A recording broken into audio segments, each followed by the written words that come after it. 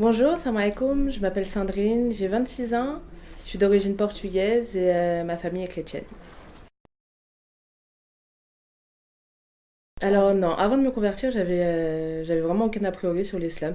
Pour moi c'était une religion comme les autres en fait, ils pratiquaient de la religion, moi j'avais la mienne. Même si c'est vrai que je voyais un petit peu plus, on va dire de pratiques dans leur religion à eux que dans la mienne. Mais sinon non, j'avais vraiment aucun a priori. Alors comment j'ai connu l'islam? Je l'ai connu à travers ma grande sœur.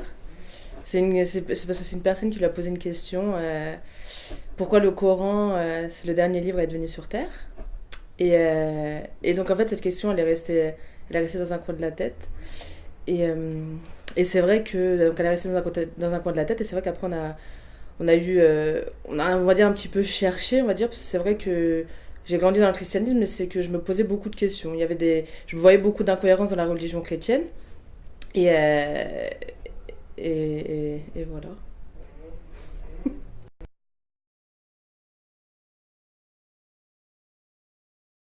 Alors le déclic de la conversion en fait, ça a été voilà parce que je me posais il y avait beaucoup d'incohérences dans le christianisme, je voyais beaucoup d'incohérences et j'arrivais pas en fait même quand j'étais plus jeune j'allais au catéchisme, une chose comme ça, j'avais l'impression, c'est pas l'impression, c'est que pour moi on parlait plus de Jésus que de Dieu. Il y avait vraiment plus la distinction entre Jésus et Dieu alors que pour moi il y a qu'un seul Dieu et c'est à lui qu'on doit parler.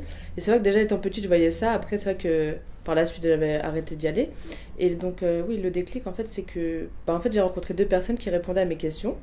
Donc quand les questions que je me posais dans le christianisme, ces personnes musulmanes à qui j'ai posé ces questions-là m'ont répondu et je voyais une logique, en fait, une certitude dans leurs réponses.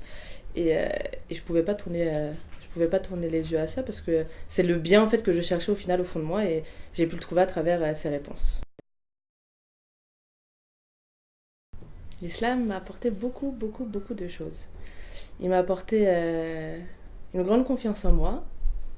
Il m'a apporté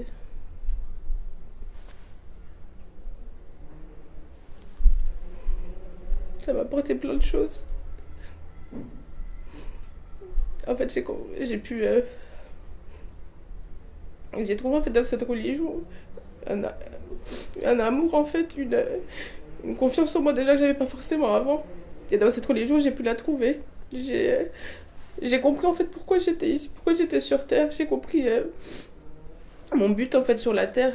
J'ai compris plein de choses. J'ai compris que déjà concrètement il y avait un Dieu sur Terre et que j'étais là en fait pour avancer et je devais lui plaire au maximum pour qu'il soit fier de moi.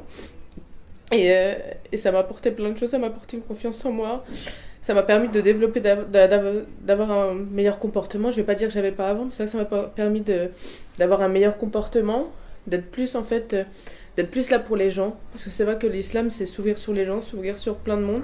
Et pas que sur les gens, mais c'est vrai s'ouvrir sur plein de choses, sur la politique, la religion, en fait, s'ouvrir sur tout le monde autour de nous. Et ça m'a permis de toutes ces choses-là, en fait. Alors, bien sûr, dans la religion musulmane, il y a des personnes qui sont soumises, ça c'est volontaire, mais en fait, c'est ça aussi que j'arrive pas à comprendre, c'est pourquoi. C'est vrai qu'on dit que la femme musulmane voilée est soumise, alors que pourtant la femme chrétienne voilée n'est pas soumise, sauf qu'elle est soumise à son créateur.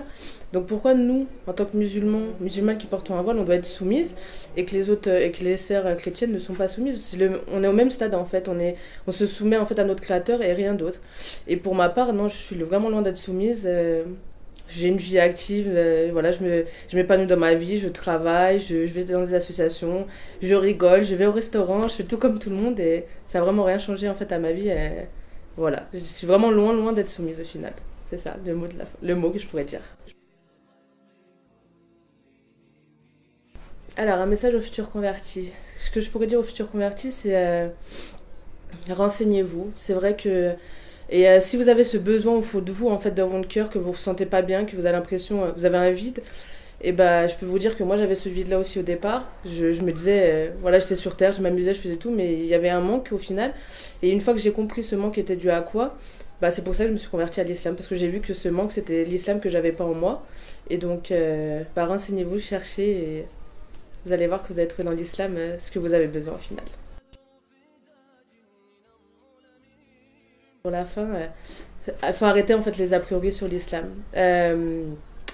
On nous montre souvent aux médias, on a tendance à nous montrer un islam sévère, dur, alors qu'au final, c'est pas du tout ça, vraiment.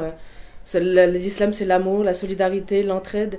Donc, faut arrêter ces préjugés et renseignez-vous et cherchez à connaître ce que c'est l'islam avant d'avoir des a priori. Voilà.